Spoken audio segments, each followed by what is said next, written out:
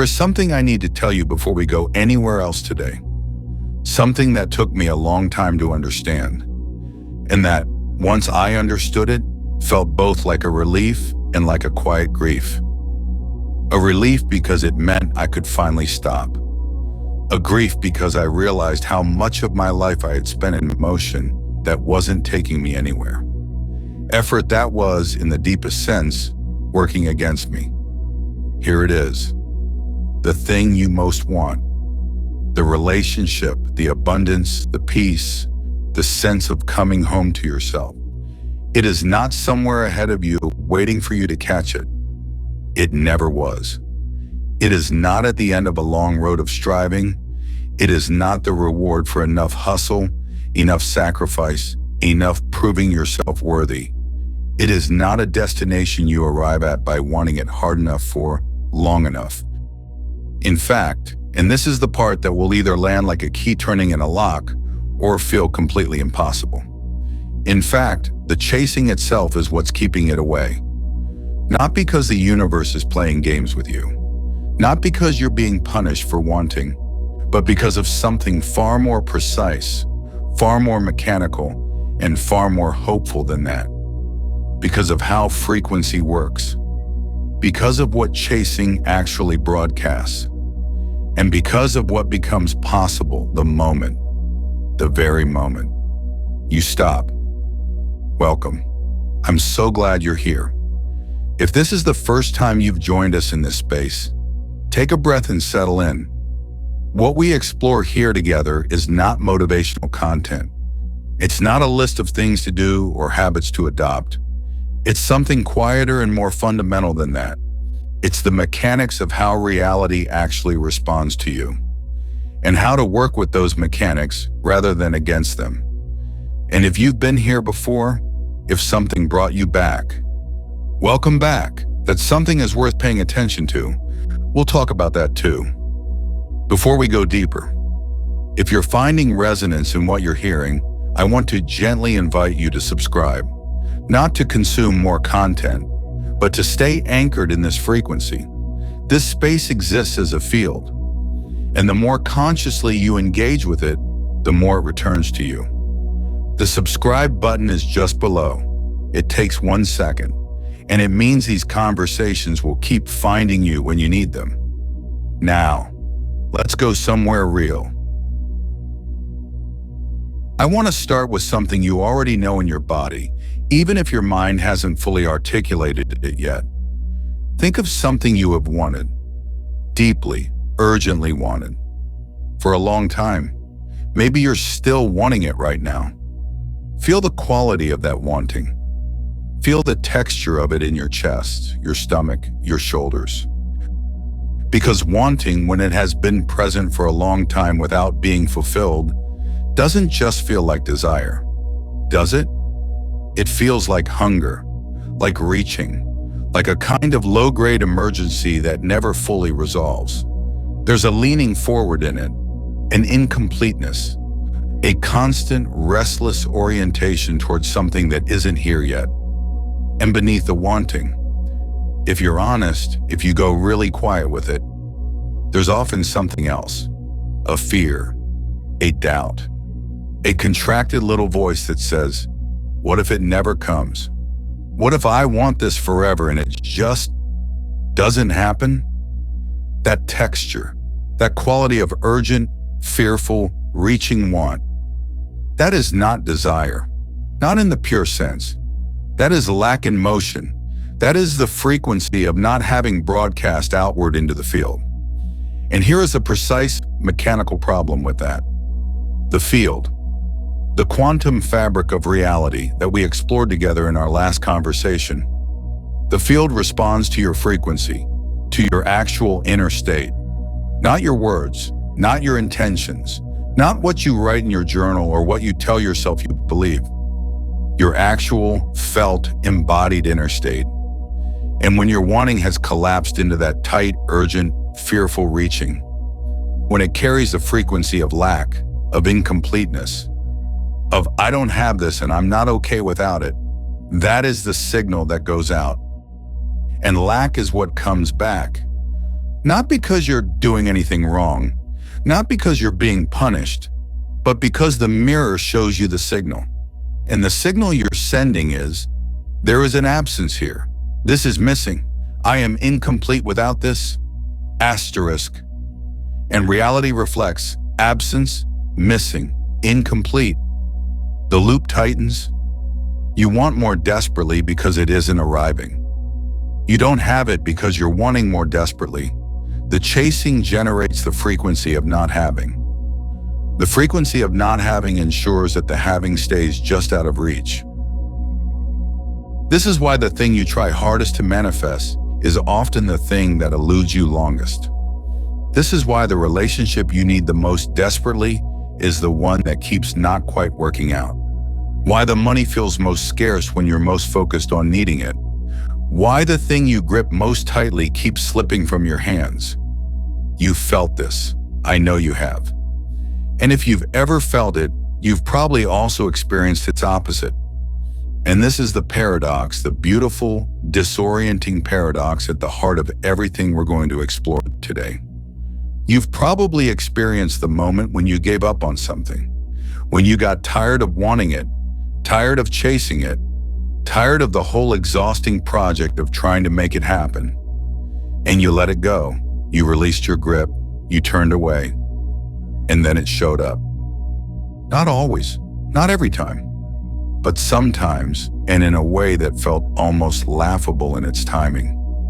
Almost as though the universe had been holding it just out of reach, waiting for exactly the moment you stopped grabbing for it. A job you'd wanted for years arrives after you decide to take a completely different path. A relationship finds you the week after you genuinely, wholeheartedly decide you're fine on your own. The money comes through the moment you stop panicking about money and focus on something else entirely. Most people chalk this up to coincidence, or they notice it but don't trust it, because it seems to imply that you have to stop wanting things to get them. And that sounds like a trick, an impossible catch-22. But it's not a coincidence, and it's not a trick. It's the frequency shifting. When you genuinely let go, not performed letting go, not strategic releasing designed to make the thing come faster, but actual surrender, something changes in the signal. The lack frequency dissolves, the reaching stops, and in its place, something else arises. Completeness, okayness, the felt sense that you are whole right now, in this moment, without the thing. And that frequency, the frequency of wholeness, of fullness, of I am already enough and everything else is welcome but not required. That is the signal the field responds to. Not because the universe rewards indifference, and not because you have to pretend you don't want things, but because that signal no longer contains the broadcast of lack. It contains the broadcast of abundance, of sufficiency, of a being who is at home in themselves and therefore at home in the world. And the field reflects that back. The question then, the real question, the one we're going to spend today exploring, is this. How do you get there without lying to yourself? How do you genuinely release the grip on something you genuinely, deeply want? Not as a technique, not as a strategy, but as a real, lived, embodied shift in your inner state. Because here's what doesn't work.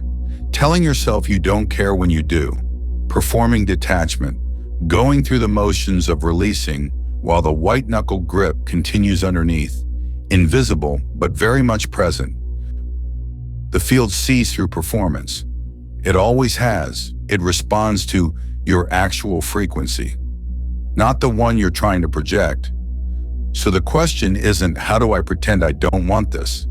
The question is, how do I genuinely come home to myself so fully that the wanting transforms it, not into not wanting, but into something cleaner, something that no longer carries the frequency of lack.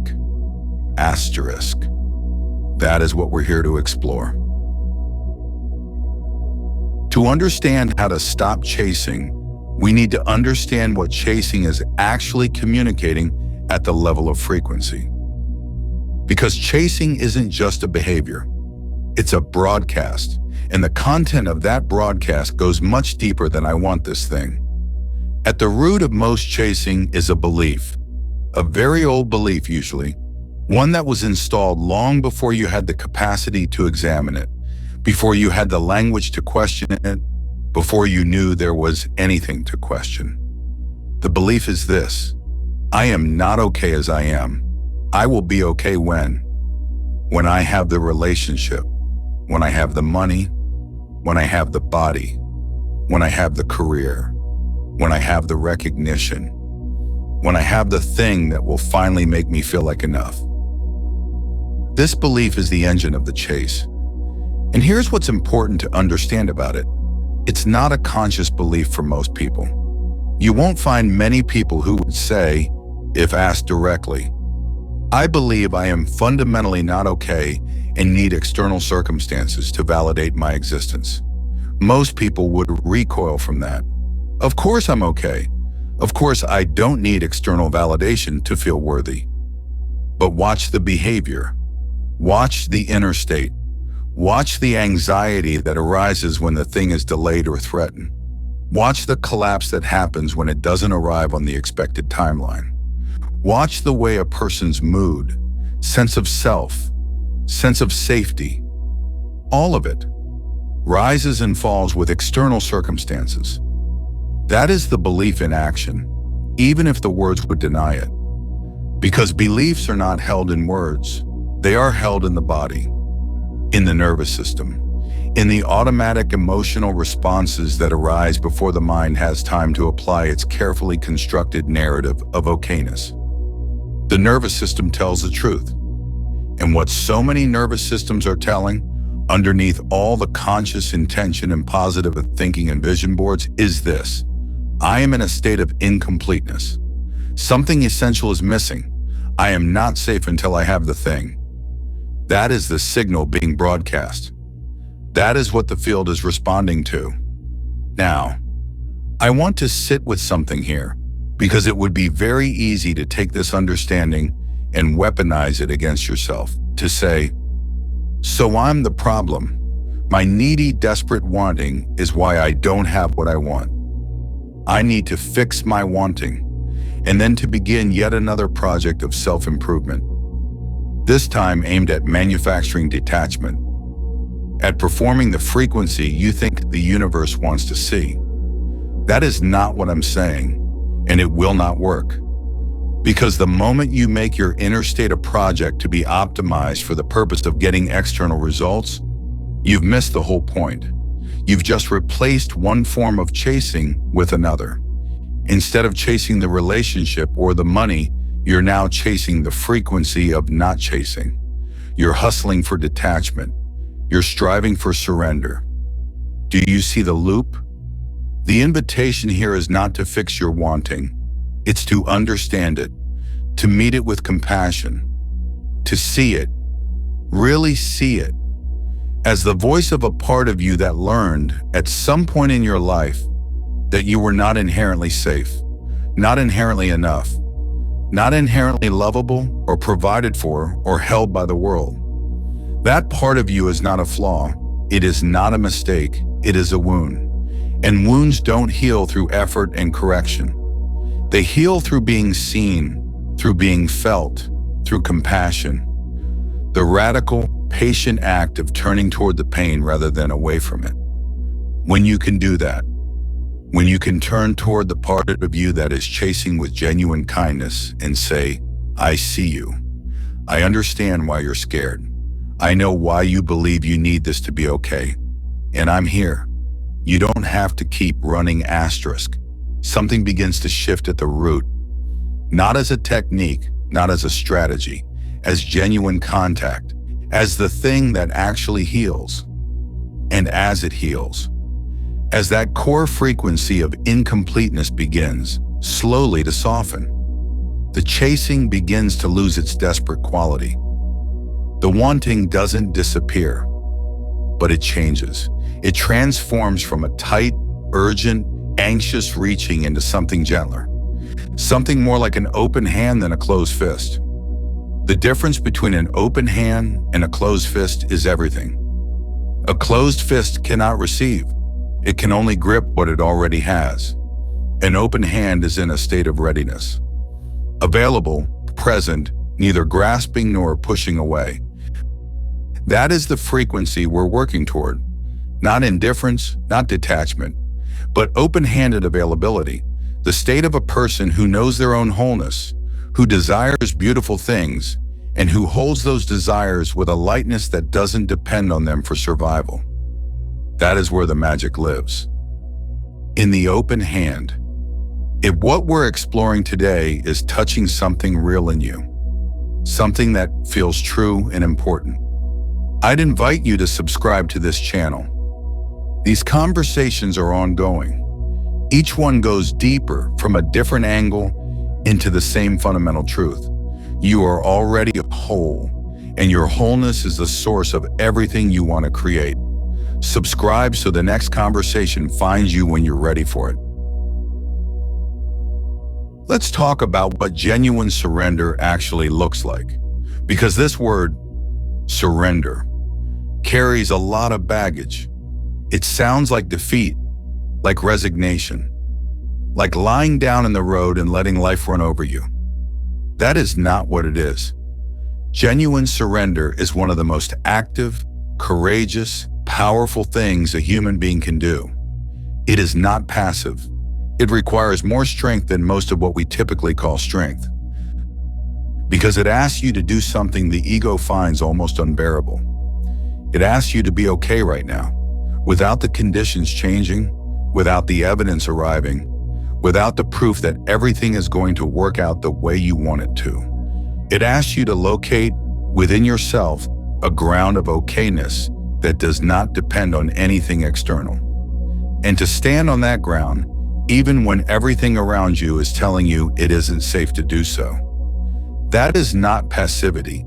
That is profound inner work. Let me describe what it looks like in practice, because it has stages. It doesn't happen all at once.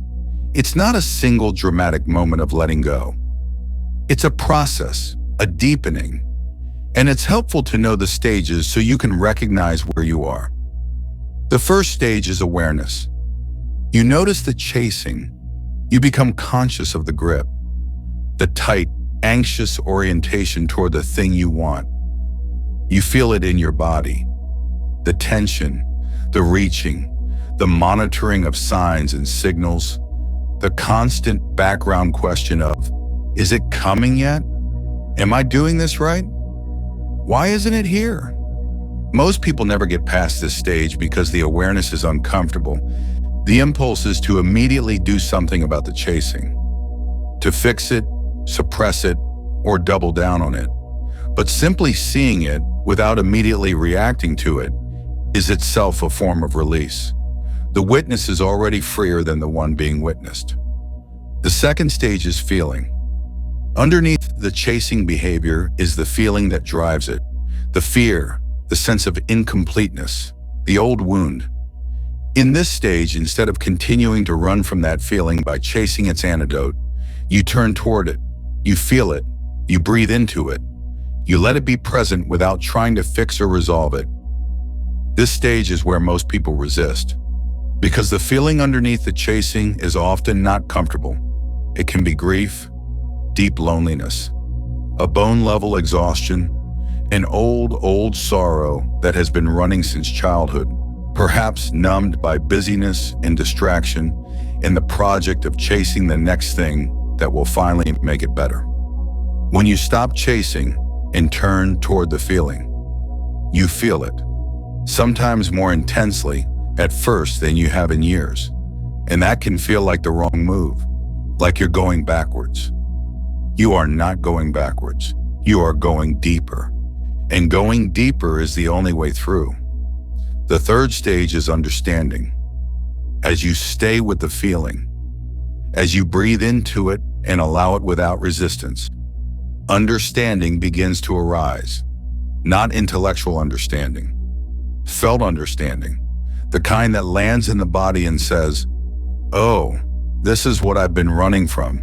This is what I've been trying to fix with the chasing. And I can see now that the chasing was never going to fix it. Because no external circumstance can heal an internal wound. This understanding is the turning point. It is the moment the grip begins to loosen. Not because you've decided to let go, but because you've seen clearly in your body that what you were holding on to was never going to give you what you were actually seeking. What you were actually seeking was the feeling you believed the thing would bring: safety, worthiness, completeness, love. And those feelings, those states, are not located in the thing. They are located in you. They are available to you right now. Not perfectly, not fully, but as seeds, as potentials, as frequencies you can choose to cultivate from within. The fourth stage is choice. From this place of felt understanding, choice becomes available in a way it wasn't before. You can choose, genuinely, not performatively, to locate the feeling you were chasing within yourself in this moment asterisk, to generate, even briefly, even imperfectly, the inner state you believed the external thing would provide. This is not the same as pretending you have what you don't. It is not delusional. It is the practice of being the frequency rather than chasing the frequency. If what you want is love, can you generate love within yourself right now? For your own life, your own body, your own existence in this particular moment?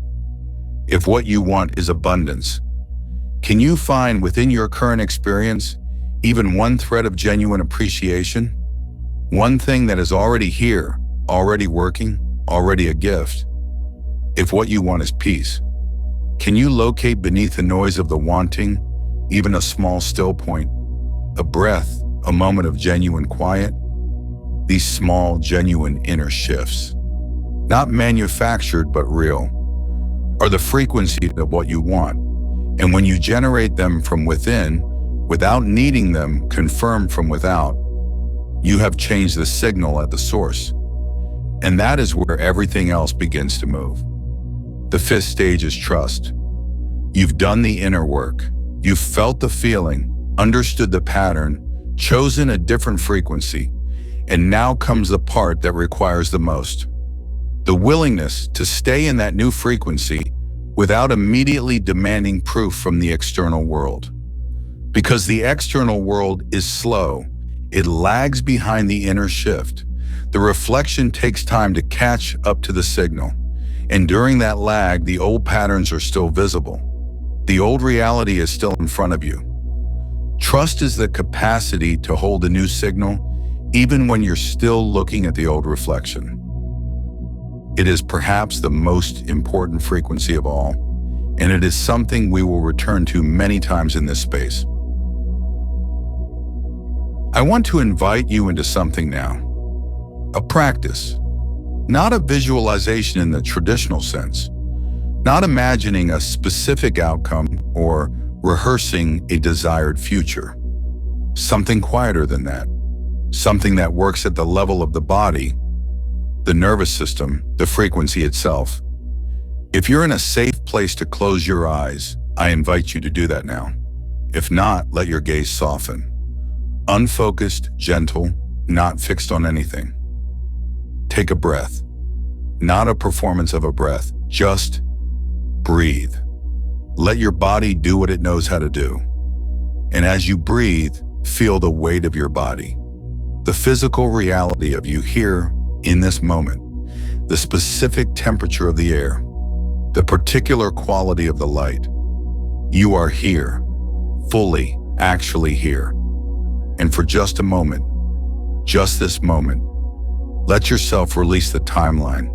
Let yourself release the story of what should be happening by now, what you should have already, how far behind you feel, how much further there is to go. Let all of that rest, not forever, just for right now. Breathe. Now bring to mind, gently, without force, the thing you've been chasing, the desire that has lived in you. wanting and not yet having. Don't reach for it. Don't pull it toward you. Just let it arise naturally, the way a thought arises, and let it be present in your awareness. Feel the quality of your wanting around this thing. Notice where it lives in your body, the chest perhaps, the stomach, the throat. Notice the texture of it, tight or heavy, or reaching, or aching. And without trying to change it, just notice it. Breathe into it. Now. And this is the important part. I want you to locate beneath the wanting, the feeling you believe this thing will give you. Not the thing itself, the feeling. Is it safety? Belonging? Peace? The sense of being loved? The sense of being enough? Let that feeling come forward. And now, gently and without forcing anything, see if you can find even the smallest seed of that feeling within yourself right now. Not because you have the thing, not pretending you do, but because that feeling, in seed form in essence, is already within you. It was there before you knew you wanted the thing. It will be there after. It is yours. It is part of your nature. Can you feel it? Even just a thread of it? Breathe. If you can feel it, even the faintest whisper of it, let it expand, not by effort, by allowing. The way you allow a breath to deepen without forcing it. Just make space for this feeling. Let it settle into your chest, your hands, your feet. Let it be here. This is the frequency of wholeness. This is the signal that the field responds to. Not chasing, not reaching. This quiet, genuine, embodied sense of, I am okay. I am already something. I am already held. Stay here for a moment. Breathe. And now from this place, from this quiet inner sufficiency, let yourself feel the desire again, the thing you want. But feel it differently this time. Not from lack, not from I need this to be whole. From fullness. From the place of a person who is already complete and desires to experience something beautiful, something expansive, something that would add to an already full life rather than complete an empty one. Feel the difference in that wanting. Feel how much lighter it is, how much more spacious, how it doesn't grip, doesn't demand, doesn't need a specific answer by a specific date, or the whole thing falls apart.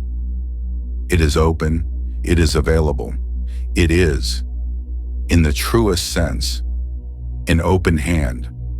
This is receiving posture. This is the frequency that allows. Take a breath and let this settle. Let your body remember this, not as a concept, as a felt experience, as something the cells know, because the cells learn what the mind directs attention to, and you have just directed your whole system toward wholeness, toward sufficiency, toward the frequency of a person who does not need to chase because they already know in their bones that they are enough. Breathe. Take one more breath here, nice and slow. And when you're ready, gently bring your attention back to the present moment. Back to the room, the light, the sensation of your body in your seat. Welcome back. That space you were just in, or as close to it as you could get today. That is not a meditation space. It is not separate from real life, reserved for quiet mornings and yoga mats. That space is a frequency, a way of being, and it is available to you in every moment. In traffic, in difficult conversations, in the middle of the workday, in the anxiety of a sleepless night. It doesn't always feel the way it just did. Sometimes the access is harder. Sometimes the grip is tighter. Sometimes the best you can do is a single conscious breath, a single moment of turning toward the feeling rather than away from it. But every time you do, every time you choose, even briefly, even imperfectly, to inhabit the frequency of wholeness instead of the frequency of lack. You are casting a vote. You are sending a new signal. You are, in the most literal sense of the word, creating differently. And I want to talk about what happens in the external world when you do this consistently, because this is where it gets tangible. This is where the theory becomes undeniable. When you stop broadcasting the frequency of lack, when the desperate reaching quality is no longer in your signal, the things you've been chasing often become available in ways that feel almost effortless by comparison. Not because they magically materialized, but because two things shift simultaneously. The first is perception.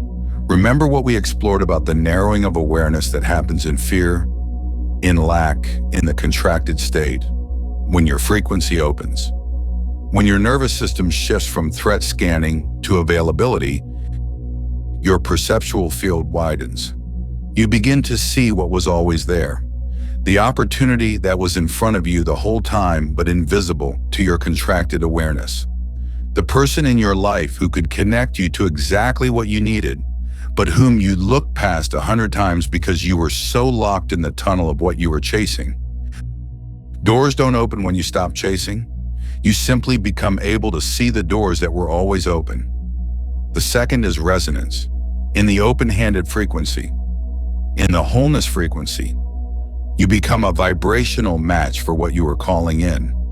Not because you finally earned it, but because you're no longer a mismatched signal. The frequency of the thing you want and the frequency you're broadcasting are no longer in opposition.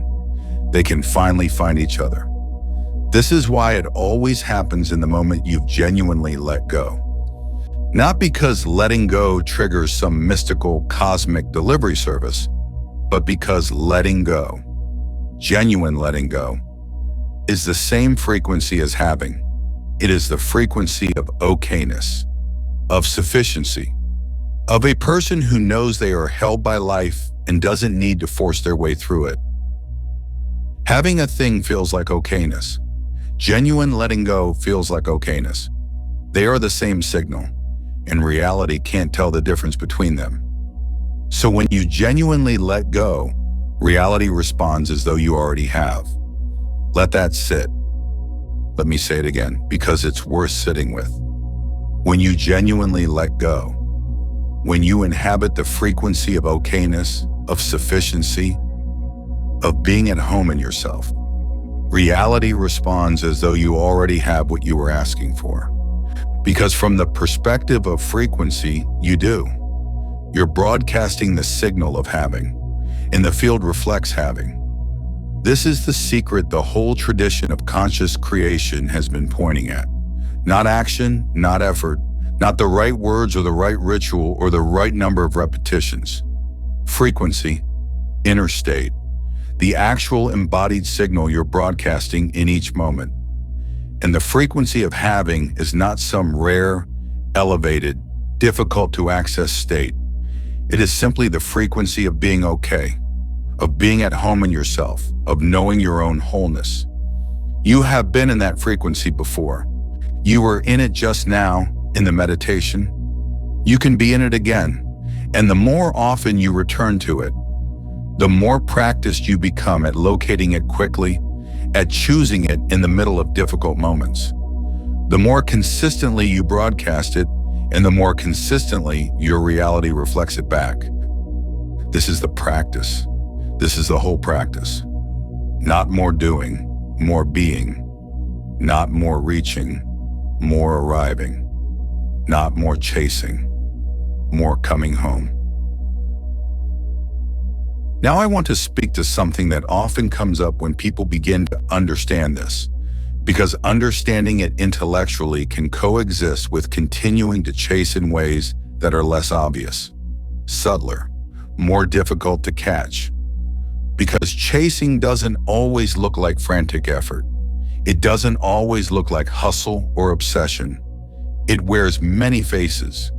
And until you can recognize all of them, they will continue to generate the frequency of lack without you even knowing it.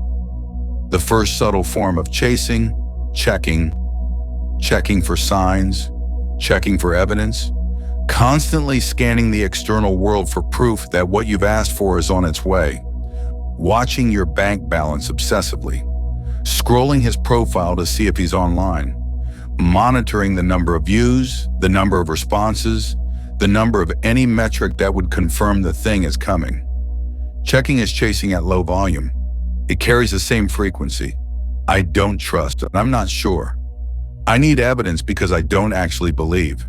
And every time you check, every time you let the monitoring happen, you reinforce the signal of lack and doubt. The antidote to checking is trust, but not perform trust. Not okay. I'll try not to check while secretly believing I have to. Genuine trust, which is something that grows slowly through repeated experience of the inner shift and its outer reflection. You build trust the same way you build any capacity. Gradually, through practice, through showing yourself again and again that the process works. The second subtle form of chasing, controlling. Controlling the how. Deciding not just what you want, but exactly how it has to arrive, by which route, in which form, through which person or circumstance. Making the vision so specific that the universe, the infinite intelligence of their field, can only deliver it in one very particular way, and anything else doesn't count. This is chasing wearing the mask of clarity. It feels like focus, like being specific about your desires, but beneath it is the frequency of distrust, of a person who doesn't actually believe the field is intelligent, who doesn't trust the process, who needs to manage the outcome because at some level, they believe that if they let go of the wheel, everything will go wrong. The antidote to controlling is surrender to the how while remaining clear on the feeling. Know what you want to feel. Know the quality of life you want to experience, and then release the specific form. Trust that the field, responding to your frequency, will find the most elegant, surprising, and often better than you imagine route to deliver that feeling. Some of the most extraordinary gifts life delivers don't look anything like what you thought that you were asking for. They arrive through unexpected doors, in unexpected forms, at unexpected times. And if you've been controlling the how, if you've been so fixated on the specific form, you'll walk right past them. Keep the feeling, release the form. The third subtle form of chasing, performing. This one is particularly common among people who are engaged in conscious creation work because it is the shadow side of the practice itself. Performing the frequency, performing surrender, performing gratitude and openness and detachment. Not because you feel those things, but because you believe that if you perform them convincingly enough, the universe will reward you with what you want. This is the deepest and most subtle form of chasing because it disguises itself as the work. It looks like consciousness practice from the outside. It feels like consciousness practice, sometimes even from the inside. But underneath it, the fundamental broadcast is unchanged. I am doing this because I don't actually have it yet and I need a strategy to get it. The lack is still the driver. The performance is just a more sophisticated form of reaching. The antidote to performing is radical honesty, checking in with yourself, genuinely without defensiveness, about what is actually being felt as opposed to what is being performed. Allowing yourself to acknowledge when you're scared, when you don't trust, when the grip is still very much there. Not because naming the difficult feeling makes it permanent, but because what is seen can be worked with. What is hidden continues to run the show from backstage. Your actual frequency is always more powerful than your performed frequency. The field always responds to what's real. The fourth subtle form of chasing, rushing. Trying to accelerate the process. Doing more practices, more rituals, more affirmations, more visualizations. Not out of genuine enthusiasm, but out of impatience.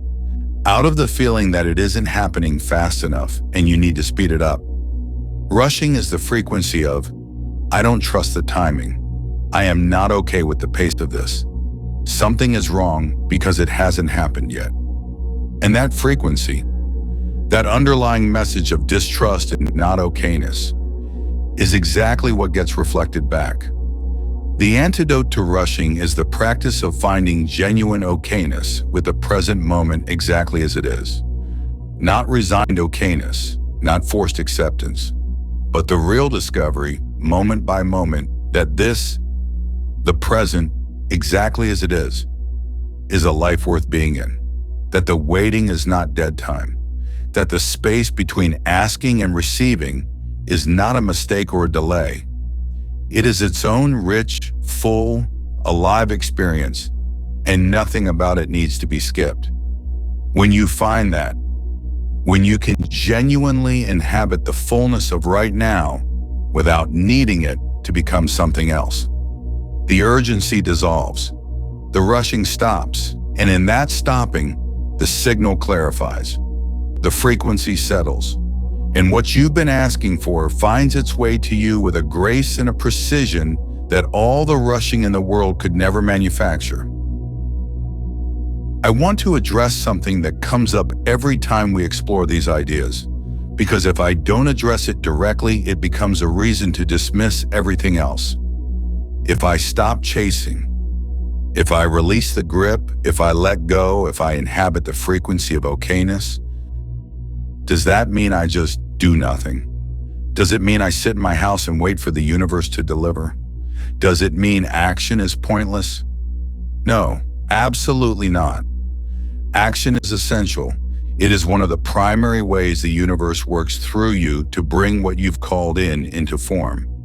But there is a profound difference between the action that comes from chasing and the action that comes from alignment, between forced action and inspired action, between pushing and being led. Forced action, the action driven by fear, by lack, by the desperate energy of the I have to make this happen or it will never happen asterisk, is exhausting. It tends to generate friction, to close doors rather than open them, to repel the very thing it's working toward because the frequency underneath it is the frequency of not having. You felt this kind of action, the effort that feels like running through water, the day that ends having done everything and achieved nothing, the project where you worked and the harder you worked, the more stuck it became. That is chasing in the form of action. Inspired action is different in quality. It arises not from desperation, but from inner knowing, from a felt sense of, this is the next thing. This is what's calling me forward right now. It tends to feel lighter, more energized, more like following a thread than pushing a boulder. And it tends to be remarkably efficient. One aligned step often does more than 100 forced ones. One conversation from the right interstate opens the door that 100 anxious conversations kept closed. The question is not whether to act. The question is, what is the quality of inner state from which the action arises? Action from alignment is a contribution to the signal. It amplifies the frequency of already having, of being in motion toward what you want from a place of genuine confidence and openness. It tells the field, I know this is coming, and I am moving to meet it. Action from desperation is interference in the signal. It tells the field, I don't believe this is coming, and I am trying to force it with my own effort because I don't trust the process. The field reflects the signal, not the amount of effort. So the practice is not to stop acting. It is to develop the capacity to distinguish between the two kinds of action. To notice when you're pushing from fear versus moving from alignment. And to return to alignment before you act, as often as you can. This doesn't mean waiting until you feel perfect before doing anything. Life doesn't allow for that, and it's not the point. The point is simply to notice, to pause sometimes before the frantic doing and ask, where is this action coming from? What frequency am I carrying into this? And then to take even a moment, a breath, a pause, a tiny inner shift before you move.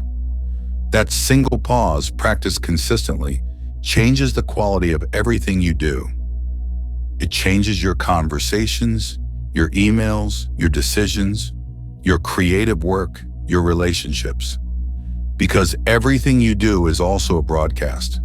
Every action carries a frequency. And when the frequency of your action is open, trusting, aligned, the world responds accordingly. There is one more thing I want to give you today, and it is perhaps the most important. Because all of what we've explored, the releasing, the inner shift, the open hand, the aligned action, all of it rests on a foundation. And if that foundation is shaky, the whole structure wobbles. The foundation is this: trust that the field is intelligent.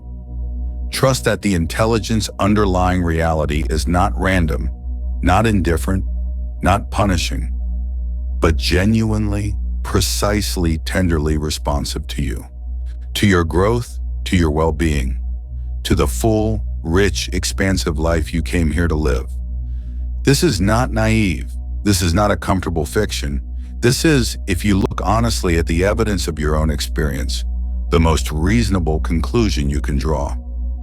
Think of the times in your life when something didn't work out the way you desperately wanted it to. And then something else arrived, something you couldn't have planned or asked for, that turned out to be so much better than the thing you lost. Think of the relationships that ended and made way for the ones that mattered. The jobs that fell through and led eventually to the work you were actually meant for. The plans that collapsed and revealed, in their ruins, something you never would have found if the plan had succeeded. The field is not random, it is precise, and its precision is not always immediately visible. It works on a longer timeline than our impatience allows for. It accounts for variables our conscious minds cannot perceive. It knows at some level of intelligence we don't have direct access to what the next step actually is, which is sometimes not the step we think we need, but the one that makes all the subsequent steps possible. When you trust this, really trust it in your body, not just as a nice idea, something profound becomes available. You stop needing to control the how. You stop needing to monitor for evidence. You stop needing the thing to arrive on your timeline. Not because you don't care, but because you trust that the intelligence in charge of the timing knows something you don't. And that something is always, always in your favor. This trust is not built in a single moment. It's built through accumulated experience, through noticing over and over the pattern of the field's precision, through collecting evidence, not anxiously, but quietly with gratitude, of the times that things worked out better than you planned, the times a no revealed itself to be a gift, the times the unexpected turn led somewhere extraordinary. Build that evidence file, not as a project, just as a quiet practice of noticing and acknowledging. Because the more evidence you consciously register, the more your nervous system learns that life can be trusted, that the field is on your side. And as that learning settles into the body, as trust becomes not a concept but a felt truth, the chasing becomes unnecessary in a way that no technique could manufacture. You don't stop chasing because you figured out a strategy for detachment. You stop chasing because you genuinely, fully in your bones, know that you don't have to, that what's meant for you cannot miss you, that the field knows your frequency and is already in motion toward you, even when you can't see it yet. That knowing is the foundation of everything. And when you stand on it, when you let it hold you, you are finally fully available to receive. Let's bring this into your daily life, because as I said in our last conversation together, theory without embodiment is just entertainment, and you didn't come here to be entertained. Here are 5 practices, simple, accessible, designed to gradually, consistently build the frequency of open-handed receiving. Practice 1, the morning inventory. Before your phone, before the news, before the list of things to do, Spend 3 minutes in honest inventory. Ask yourself, what am I chasing right now? Not as a judgment, as a question. Feel into the places where the grip is, where the anxious monitoring is running, where the frequency of lack is present. Just see it, name it, and then, as you did in the meditation today, breathe into it. Find the feeling beneath the chasing, and offer yourself even a moment of genuine sufficiency. Even one thing you can genuinely appreciate about this moment, this body, this life. 3 minutes, every morning. The compounding effect is extraordinary. Practice 2. The pause before action. Before any action that carries a charge. Before you send the message you've been anxious about. Before you make the call, before you make the decision. Pause. Take one conscious breath and ask, what frequency am I carrying into this? If the frequency is fear or desperation, take another breath. Give yourself the moment to shift, even slightly, even imperfectly, toward openness, and then act. Practice 3. Rewriting the wanting. When you notice yourself in the frequency of chasing, tight, urgent, monitoring, try this. Write down what you want, then next to it, write down the feeling you believe it will give you. Then ask, how can I generate even a seed of this feeling within myself right now, without the thing? This practice rewires the fundamental belief that the feeling is located outside you.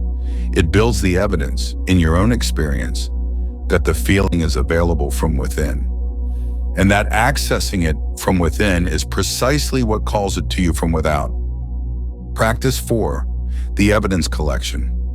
Each evening, take 2 minutes to acknowledge one moment of the field's intelligence from your day. One moment when something worked out unexpectedly well. One synchronicity. One door that opened without force.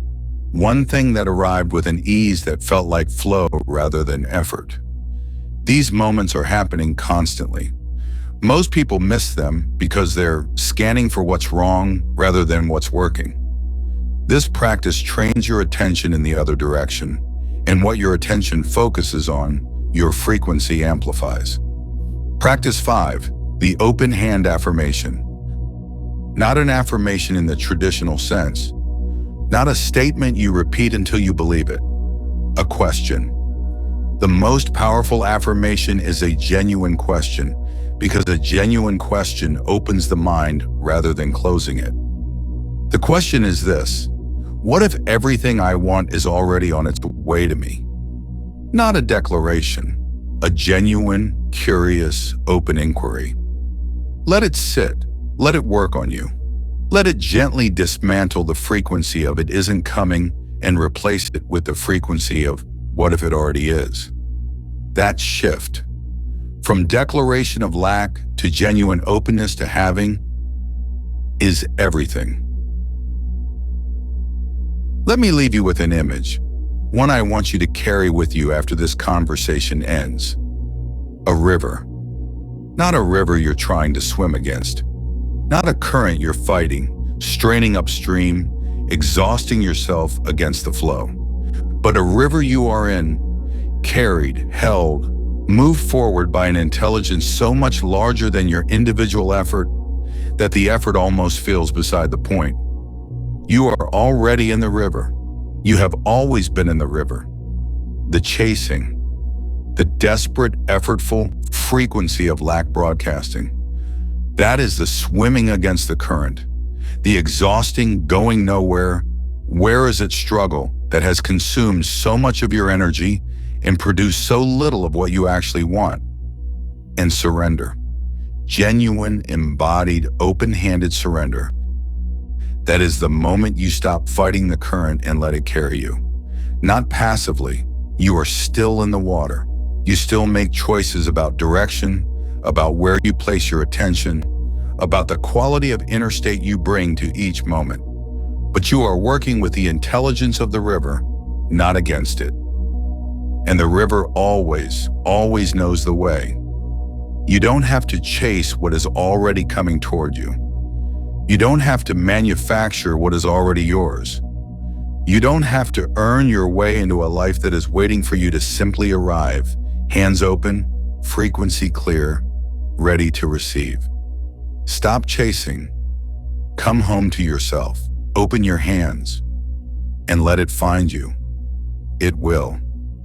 It always does.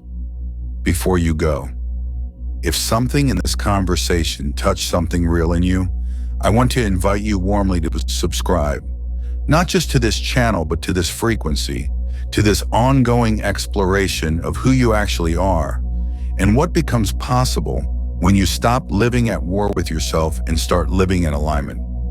Each conversation here builds on the last. Each one takes you deeper in the community that is forming around these ideas.